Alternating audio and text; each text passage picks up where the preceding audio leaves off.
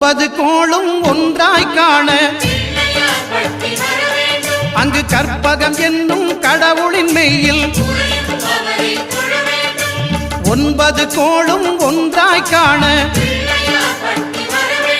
அங்கு கற்பகம் என்னும் கடவுளின் மெய்யில் சூரியன் முதலாய் 9 கிரகமும் பலவித குணங்களை கொண்டிருக்கும் எங்கள் கற்பக தருவில் அவை வரும்போது ஒன்றாய் சேர்ந்து பலனளிக்கும்.